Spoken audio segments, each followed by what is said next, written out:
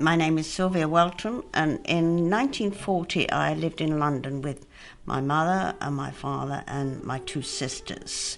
I was 10 years old when the Blitz started.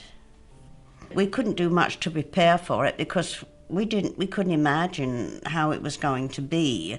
I was evacuated from school. We didn't have a clue where we were going, and neither did our parents. And it was a case of just going to the school every day with our luggage. And then one day they took us into the playground and we all marched to the station. And we got in trains and they sent us to a place called Holbeach. It wasn't a pleasant experience because the people we were evacuated to really didn't want us. We were strangers to them, and they were actually told at the time that they had to take so many evacuees in.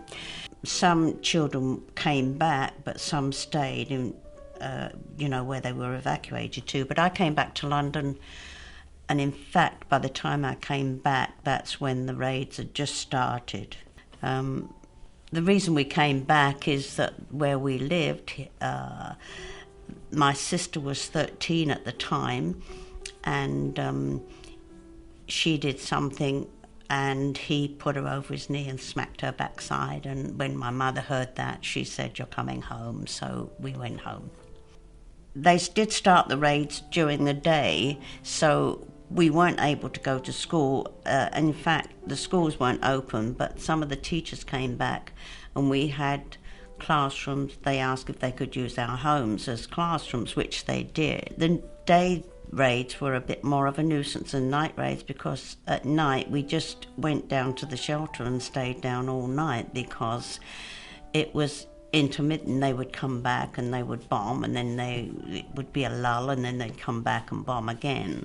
So it was just a case of going down the shelter and staying down there all night and coming up during the day.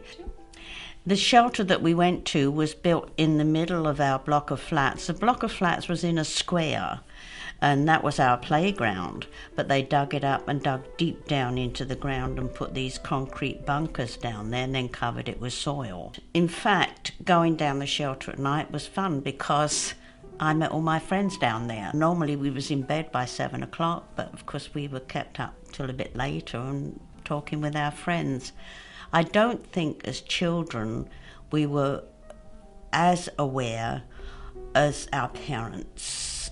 Our parents, it must have been very stressful for them raising children in that particular, time. Because they didn't know when the planes were coming over, we had to put black blinds up the windows and not a chink. It was very dark, and we weren't used to that in London because London's a very bright city. You got used to it after a while. You got used to most things.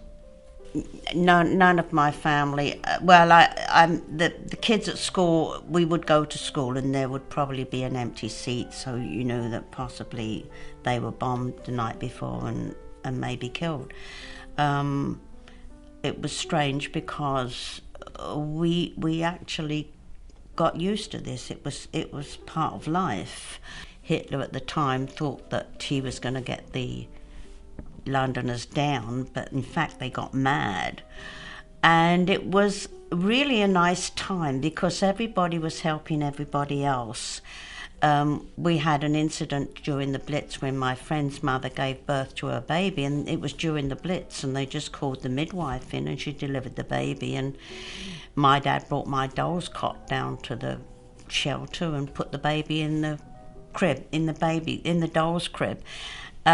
It was funny things like that, and everybody was looking after one another. Never had I noticed that people were so kind to each other, and it was a case of, somebody was in trouble and everybody sort of put together and helped them. So it was really, it had the opposite effect that Hitler was expecting. People did get mad and they wasn't going to let him get them down.